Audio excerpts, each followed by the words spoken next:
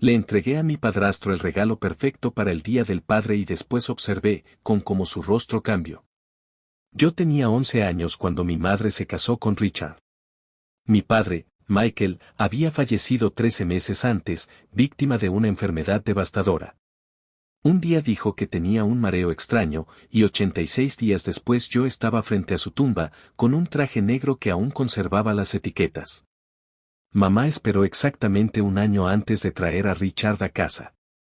Él trabajaba en su firma de inversión como director de relaciones estratégicas, sonrisa perfectamente blanca, cabello oscuro que jamás parecía despeinarse y el tipo de hombre que usaba zapatos italianos para una parrillada de domingo. Me hace sentir feliz otra vez, me explicó mamá con una voz suave pero firme. Necesito que pongas de tu parte, Nathan. Así que lo hice.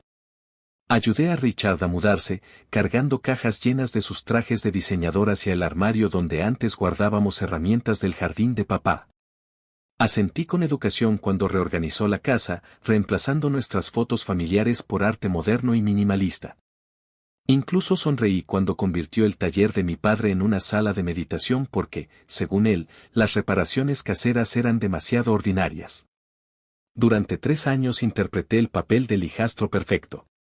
Asistí a sus eventos corporativos vistiendo los trajes de lana fina que él me compraba. Toleré a sus amigos, quienes suspiraban con una sonrisa fingida sobre lo maduro que era para mi edad. A los 14 años, escondí mi dolor detrás de calificaciones impecables y sonrisas perfectamente ensayadas. Mamá no notó que había dejado de reír, estaba demasiado absorbida por la agenda social de Richard, sus nuevos contactos, sus retiros para ejecutivos y las membresías en exclusivos clubes de vino. Mientras tanto, yo dormía con la bufanda de mi padre bajo la almohada hasta que ya no retuvo su aroma. Richard, en su propia manera, intentó acercarse. Me compraba regalos de cumpleaños costosos, siempre cosas que, en realidad, él mismo quería presumir. Organizaba cenas elaboradas y me presentaba como su hijo ante personas importantes que jamás recordaban mi nombre. Incluso abrió un fondo universitario a mi nombre, asegurándose de que todo el mundo supiera lo generoso que era. Pero cuando tuve mis primeros cambios hormonales importantes, fue Internet quien me enseñó qué hacer. Cuando tenía pesadillas por la muerte de mi padre, era el perro de la familia quien dormía a mi lado hasta que me calmaba. El punto de quiebre llegó durante mi segundo año de preparatoria. Conseguí el papel principal en la obra escolar, la primera actividad que me emocionaba genuinamente desde la muerte de papá. La noche del estreno, Richard anunció casualmente. Obviamente, tendrás que perder tu presentación, dijo sin despegar la vista de su celular. Los Foster traerán a su hija, está estudiando en Stanford. Son contactos importantes, Nathan. Mamá intentó objetar, pero se detuvo cuando él puso su mano en su antebrazo. Es solo una obra de escuela, añadió. ¿Habrá más? Fui a mi habitación y saqué la caja de madera que mi padre me había dejado. Dentro estaban su anillo de bodas, un mechón de mi cabello de bebé y un cuaderno sin título. Nunca me había atrevido a abrirlo por miedo a enfrentar sus últimos pensamientos. Esa noche, llorando en silencio, lo leí de principio a fin. La mayor parte era lo esperado, consejos, recuerdos importantes, deseos para mi futuro. Pero la última entrada, fechada 2 semanas antes de su muerte, era distinta. Si estás leyendo esto, Nathan, necesito que sepas sobre la caja de seguridad. La llave está pegada en la parte interna de esta tapa. Lo que encuentres ahí lo cambiará todo. Lo siento tanto. La llave era pequeña, de metal plateado, con el nombre del banco grabado, North Corporate Bank. Al día siguiente falté a clases y fui a la sucursal del banco. El gerente me reconoció de inmediato, la familia de mi padre había usado ese banco por generaciones. Tu padre dijo que vendrías algún día, comentó, guiándome hacia la bóveda. Dentro de la caja de seguridad encontré una memoria USB, varios paquetes de documentos y una carta dirigida a mí con la inconfundible letra de mi padre. Notas del legado de Michael, decía en la parte superior. Mi querido Nathan, comenzaba. Para este momento, Richard probablemente ya se ha integrado por completo en sus vidas. Yo he sabido de él durante años. Leí la carta completa 2 veces con las manos temblorosas. Mi padre había descubierto la aventura de mamá con Richard meses antes de su diagnóstico. Había contratado a un investigador privado que documentó todo, recibos de hotel, mensajes de texto, fotos de ellos juntos mientras mi madre decía que trabajaba horas extra. El informe incluía imágenes de mamá y Richard entrando a hoteles en 3 ciudades distintas, así como capturas de pantalla de mensajes que me revolvieron el estómago. Lo llevaré a Nathan a casa de su abuela este fin de semana. Vente, Rick. De mamá. No puedo esperar a que ya no tengamos que escondernos. A veces quisiera que simplemente desapareciera. De Richard, enviado 4 meses antes de que mi padre enfermara. Revisé estados de cuenta que mostraban cenas en restaurantes exclusivos en noches en las que mamá afirmaba quedarse hasta tarde en la oficina. Había recibos de joyería que nunca llegaron a nuestro hogar y un contrato de arrendamiento para un apartamento que no aparecía en ningún registro familiar. Pero había algo peor. Los archivos contenían registros financieros que demostraban que mamá y Richard habían estado desviando sistemáticamente fondos del fideicomiso familiar de mi papá, dinero destinado a mí, hacia cuentas en el extranjero. Lo habían planeado durante años, esperando el momento oportuno. La familia de mi padre había construido, durante 3 generaciones, una de las firmas de inversión más grandes de Seattle. Cuando se casó con mamá, ella era una asesora ambiciosa, él la había llevado a la empresa y la había guiado hasta hacerla socia. El fideicomiso era su legado y yo su heredero natural. Encontré hojas de cálculo detalladas rastreando millones de dólares canalizados a través de empresas fantasma, cuentas de clientes ficticias e inversiones manipuladas. El dinero pasaba por más de 10 países antes de desaparecer en cuentas numeradas. La peor parte fueron los registros médicos. Sugerían que el deterioro repentino de mi padre tal vez no había sido tan repentino. Empecé a sentirme mal después de nuestra cena de aniversario, escribió papá. Al principio era solo cansancio, luego síntomas que los médicos no podían explicar. Cuando comencé a llevar un registro, noté que solo me sentía así después de las comidas que tu madre preparaba especialmente para mí. Había informes de laboratorio analizando muestras de cabello que mostraban niveles elevados de ciertos metales, consistentes con un envenenamiento lento a largo plazo. No puedo probar nada, escribió. Y cuando leas esto, ya no importará para mí. Pero no podía dejarte desprotegido. La última página de su carta explicaba su movimiento final, un fideicomiso paralelo, oculto, establecido solo a mi nombre. La casa y la empresa que yo creía que mamá controlaba serían legalmente mías cuando cumpliera 18 años. Papá había cambiado su testamento 2 semanas antes de morir, trabajando con abogados que mamá nunca conoció. Me aseguré de que lo que es legítimamente tuyo siga siendo tuyo, escribió. Los albaceas se comunicarán contigo en tu cumpleaños 18. Pero si lees esto antes, puedes contactarlos con la información en el sobre adjunto. Están preparados para ayudarte cuando tú lo decidas. El plan perfecto. Me quedé en la sala privada del banco por horas, asimilando cada detalle. Cuando finalmente salí, ya no era el mismo. El dolor y la confusión que me habían definido durante 3 años se solidificaron en algo más frío, más nítido. No confronté a mi madre. No me fui de casa. Hice algo mucho más intimidante, me convertí en el hijo perfecto. Durante los siguientes 2 años, actué con una precisión impecable. Sobresalí en la escuela. Me uní a todos los clubes que Richard sugería. Asistí a cada aburrida función corporativa. Usé la ropa adecuada. Dije exactamente lo que esperaban escuchar. Y jamás, bajo ninguna circunstancia, permití que notaran lo que ya sabía. Por las noches, documenté meticulosamente cada uno de sus movimientos. Cada vez que mi madre mencionaba un nuevo cliente, una estrategia de inversión o alguna reunión de alto riesgo, yo investigaba. Creé mis propias hojas de cálculo. Mi habitación se transformó en un pequeño centro de operaciones. Instalé una caja fuerte oculta. Grabé conversaciones durante las cenas familiares. Fotografié documentos que mi madre dejaba descuidadamente en su escritorio, confiando en que su hijo de 16 años jamás entendería su contenido. 6 meses después de encontrar la carta de mi padre, me sentí listo para contactar a los albaceas. El sobre contenía 3 tarjetas. Un contador forense. Una abogada especializada en delitos financieros. Y un juez jubilado, antiguo amigo cercano de mi padre. Me reuní con ellos en secreto. El contador cerró los ojos brevemente al ver la magnitud del fraude. La abogada se quedó sin palabras. Y el juez me miró con una mezcla de tristeza y determinación helada. Tu padre fue uno de los mejores hombres que conocí, dijo. ¿Qué quieres hacer, Nathan? Quiero aprenderlo todo, respondí sin titubear. Sobre el negocio, sobre finanzas, sobre leyes, sobre cómo retomar el control. Quiero recuperar lo que nos arrebataron. El juez asintió sin sorpresa. Tu padre predijo que dirías eso.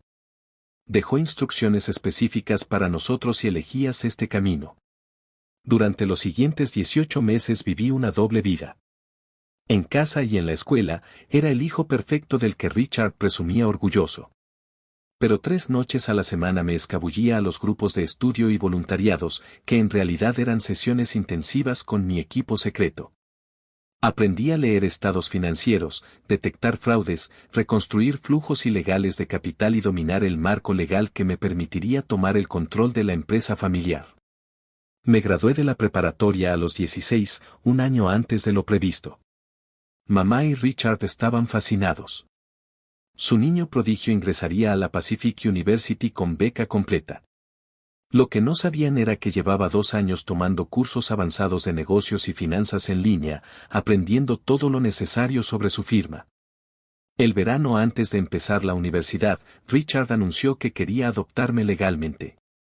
Eres mi hijo en todos los sentidos importantes, dijo, casi enternecido.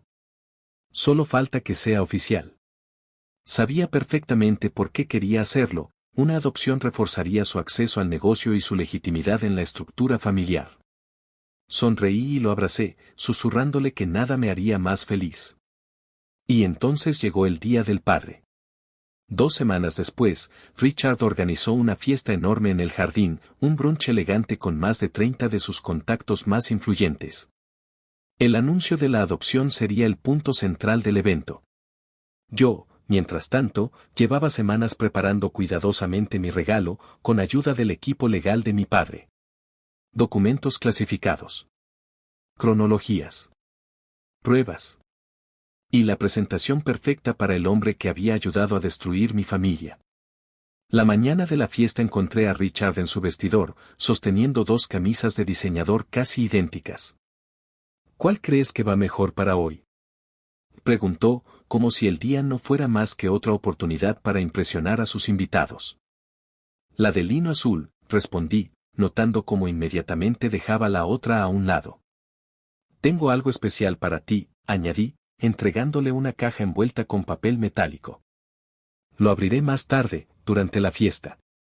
Será más significativo frente a todos, dijo con esa sonrisa de político que había perfeccionado. Preferiría que lo abras ahora, insistí. Mi tono lo hizo detenerse. Con cierta curiosidad, abrió la caja. Dentro había un libro encuadernado en piel, con la portada en letras doradas. La gratitud de un hijo. Oh, Nathan, suspiró, esperando cegaramente una recopilación sentimental de fotos. Sus manos temblaron suavemente cuando lo abrió. La primera página mostraba una foto de mi padre sonriendo. ¿Qué es esto?, preguntó, con la voz tensa. Sigue leyendo, le dije con suavidad. Mejora con cada página. Pasó la segunda hoja. Luego la tercera. Y su rostro empezó a cambiar dramáticamente. Confusión. Luego incredulidad. Después, una creciente sensación de pánico. Cada página estaba organizada cronológicamente, recibos de hotel, extractos bancarios, informes médicos, fotografías, todo acompañado de anotaciones perfectas en mi letra. Era la historia que mi padre me había dejado, presentada como una obra cuidadosamente estructurada. Cuando llegó a la parte sobre los fondos desviados del fideicomiso, vi como un sudor frío le perlaba la frente. Esto es ridículo, murmuró, aunque seguía pasando páginas, incapaz de detenerse. La sección final era la más importante. Los detalles del fideicomiso secreto heredado de mi padre. El proceso legal ya en marcha. Y la reunión programada para el día siguiente con la División de Delitos Financieros. Esas cuentas en el extranjero que tú y mamá abrieron, dije, apoyándome casualmente contra su tocador. No son tan imposibles de rastrear como pensaban. ¿Sabías que 17 países firmaron nuevos acuerdos de transparencia bancaria en los últimos 5 años? El color se drenó de su rostro. Tú y mamá estarán muy interesados en los términos de mi oferta, concluí justo cuando el timbre anunció la llegada de los primeros invitados. Créeme, es mucho mejor que la prisión. Richard se puso de pie tan rápido que derribó la copa sobre la mesa. Maldito, malagradecido, escupió entre dientes, la voz quebrada. Cuidado, susurré, sonriendo apenas. Tus invitados están escuchando. Mi mirada se deslizó hacia el libro, abierto en una página que mostraba los mensajes de texto entre él y mi madre la semana en que mi padre fue hospitalizado. ¿Qué quieres, Nathan? Logró preguntar, tragando saliva. Vas a bajar y serás el anfitrión de tu fiesta. Vas a sonreír, estrechar manos y actuar como si nada pasara. Y mañana, a las 9 de la mañana, tú y mamá estarán en la oficina del juez Harrison para discutir cómo evitar la cárcel. Esto es chantaje, susurró, desesperado. No. Esto es justicia con un toque de misericordia. Si te la ganas. Me dirigí hacia la puerta de su vestidor. Tienes 30 segundos para arreglarte la cara, dije sin voltear a verlo. La gente está esperando. Y luego lo dejé allí, respirando entrecortado, viendo cómo su mundo comenzaba a derrumbarse. La fiesta duró casi 3 horas. Richard mantuvo la compostura a duras penas, sonreía demasiado, apretaba los dientes cada vez que alguien lo felicitaba y sus manos temblaban cada vez que levantaba una copa. Yo, por mi parte, interpreté a la perfección el papel del hijo orgulloso, brindando por su influencia positiva en mi vida mientras lo observaba estremecerse con cada doble sentido que solo nosotros dos entendíamos. Cuando el último invitado se marchó, Richard desapareció rápidamente escaleras arriba. Lo encontré 20 minutos después, empacando una maleta con torpeza. ¿Vas a algún lado? Pregunté desde el marco de la puerta. Se giró bruscamente, sosteniendo un puñado de relojes y gemelos caros. No puedes probar nada, dijo con voz temblorosa. Todo eso es circunstancial. El equipo legal no opina lo mismo, respondí. Pero adelante, si quieres huir, hazlo. Están esperando exactamente eso. Lo observé fijamente antes de agregar. Hay un observador estacionado al final de la calle. Lleva ahí 3 días. Era un farol, pero él no lo sabía. Richard se desplomó en la orilla de la cama, respirando agitadamente. ¿Qué va a pasar ahora? Ahora esperamos a mamá, dije con calma. Luego discutiremos los términos. Mi madre llegó 1 hora más tarde, entrando a la casa llamando el nombre de Richard con desesperación contenida. Lo encontré en el vestíbulo, aún con el regalo en las manos. ¿Cómo estuvo la fiesta?, preguntó, intentando sonar casual mientras ajustaba su collar. Richard está arriba, respondí. Pero creo que deberías abrir esto primero. Le entregué su copia del libro. Vi la misma secuencia de emociones desfilar sobre su rostro. Confusión, incredulidad, shock, pánico. A diferencia de Richard, ella no gritó. No se movió. No intentó negar nada. Su entrenamiento como abogada entró en acción de inmediato, se quedó en silencio absoluto, procesando. Cuando finalmente levantó la vista, su expresión era impenetrable. ¿Dónde conseguiste todo esto?, preguntó. Papá me lo dejó, respondí con serenidad. Junto con instrucciones muy específicas. Un destello de dolor cruzó su rostro antes de que lo reprimiera. Nathan, lo que sea que pienses saber. Está documentado por triplicado y guardado en múltiples lugares seguros, la interrumpí. Incluyendo pruebas sobre el deterioro de la salud de papá.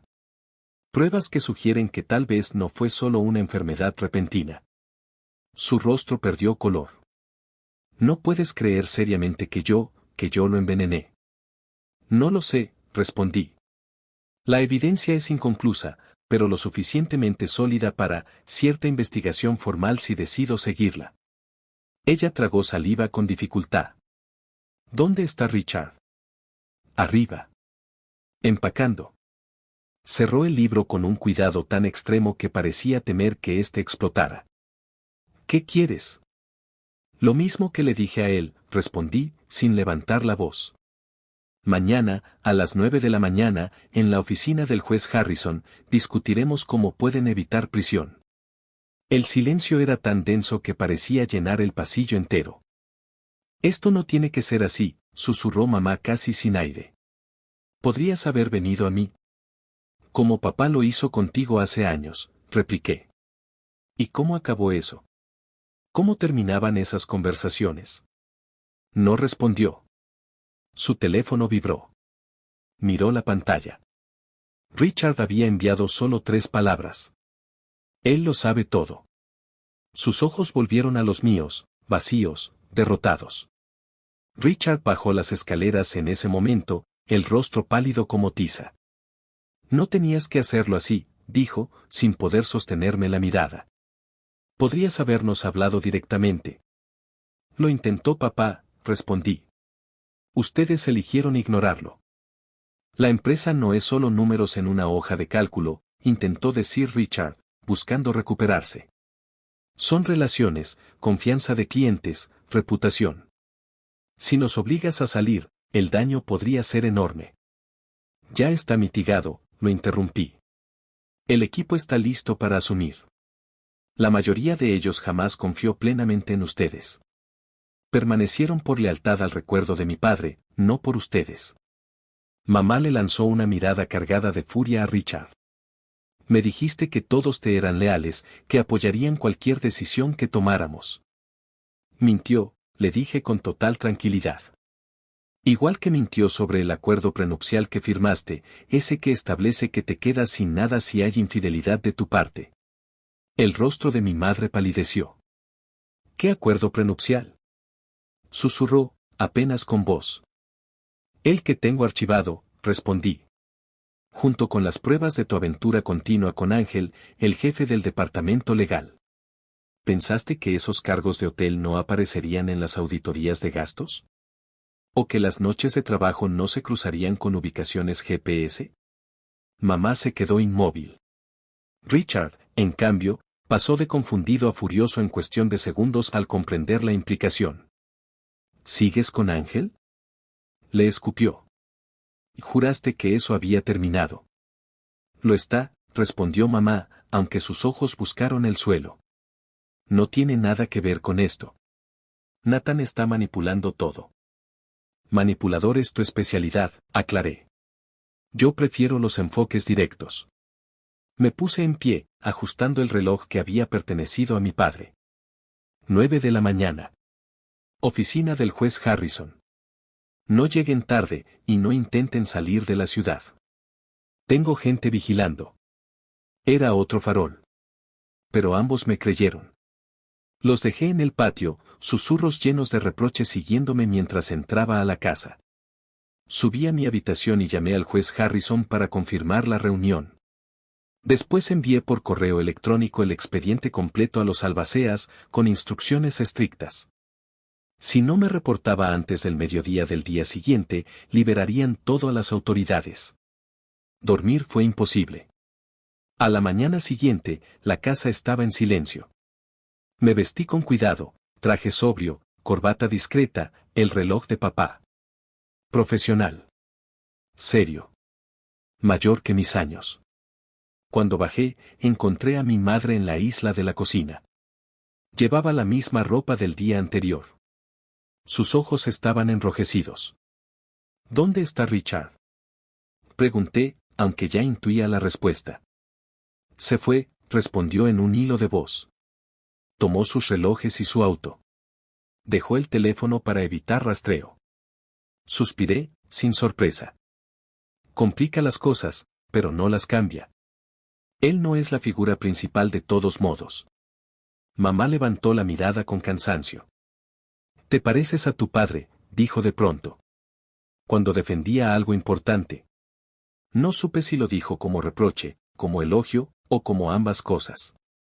Deberíamos irnos, respondí. El juez detesta la impuntualidad. La reunión fue breve, pero meticulosamente rigurosa.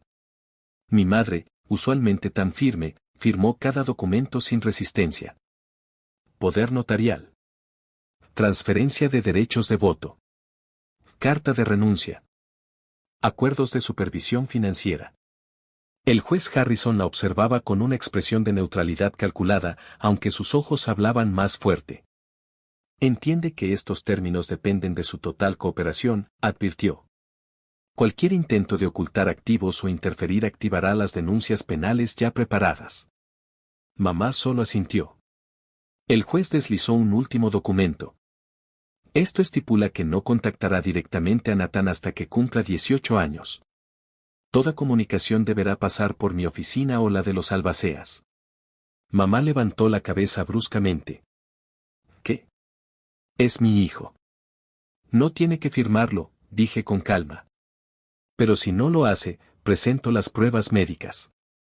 Su mano tembló mientras firmaba la última hoja. Cuando soltó la pluma Mont Blanc de mi padre, que había traído a propósito, sus hombros se hundieron con una derrota que la hacía ver años mayor. ¿Al menos, puedo explicarte? Preguntó, con la voz casi rota. Ya leí todas tus explicaciones, respondí. Tus correos con Richard. Los memorandos justificando las transferencias. La declaración que preparaste para la Junta, describiéndome como una futura figura decorativa, sin autoridad real. Créeme, entiendo perfectamente. El juez finalizó la reunión. Un auto esperaba para llevarla a un hotel temporal. Regresaría a casa una semana después, escoltada, para recoger sus pertenencias. Mientras se levantaba, se detuvo junto a mí. Tu padre estaría orgulloso, dijo, con una mezcla de dolor y resignación. Lo sé, respondí simplemente. Y lo sabía.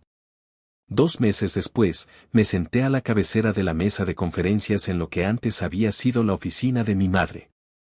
La transición de la empresa se anunció públicamente como un plan de sucesión familiar, acompañado de comunicados de prensa sobre el heredero más joven de la industria financiera. Mi madre permaneció como figura simbólica, controlada por contratos rígidos que monitoreaban cada movimiento financiero que hiciera. Ella conservó la casa, su estatus social y evitó la cárcel. A cambio, yo obtuve lo que era legítimamente mío, junto con su cooperación obligatoria en revisiones trimestrales donde analizaba cada detalle de su vida profesional. Richard reapareció en la costa este 3 semanas después de haberse dado a la fuga. Fue detenido intentando acceder a una de las cuentas en el extranjero que habíamos marcado previamente. Pasó 2 noches bajo custodia antes de que los abogados de mi madre negociaran su liberación a cambio de su completa cooperación. Regresó a la ciudad bajo estricta supervisión, viviendo en un apartamento propiedad de la empresa y trabajando con un nivel de autoridad prácticamente inexistente. El acuerdo prenupcial que mi padre había dejado registrado resultó ser profético. Mi madre solicitó el divorcio, citando abandono e infidelidad. Richard terminó únicamente con lo que el documento de separación, el que yo mismo había supervisado, le permitía conservar. Mientras tanto, la investigación sobre la enfermedad de mi padre continuó de manera silenciosa. Contraté especialistas independientes para analizar muestras antiguas y reexaminar reportes previos. Los resultados siguieron siendo frustrantemente ambiguos. Mi madre sostuvo su inocencia en ese aspecto, incluso en reuniones privadas con sus abogados. El cáncer era real, insistió una y otra vez. ¿Querer que se marchara? Sí. ¿Desear su muerte? Quizá. Pero no lo envenené. No sabía si creerle.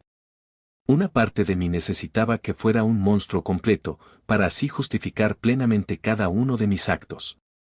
Otra parte, en cambio, rezaba para que esa última línea nunca hubiera sido cruzada. La empresa prosperó bajo la nueva administración. Desmantelamos los esquemas financieros ocultos. Recuperamos la mayor parte del dinero que había sido desviado.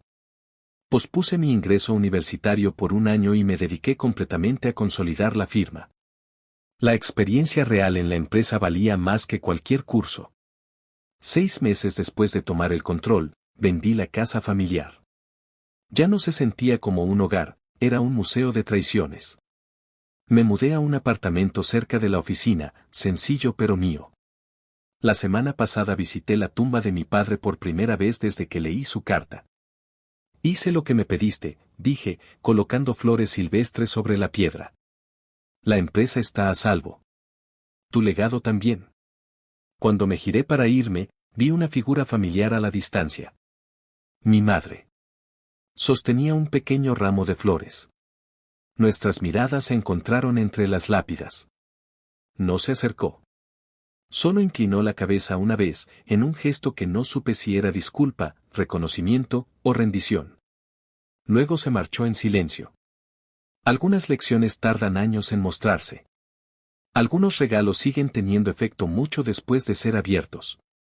Desde entonces, cada día del padre le envío a mi madre lo mismo. Una sola fotografía de papá sonriendo en su taller, acompañada por una nota que dice: pensando en ti hoy. Ella nunca responde. Pero sé que entiende. Es el único lenguaje que nos queda. Y dice todo lo que importa.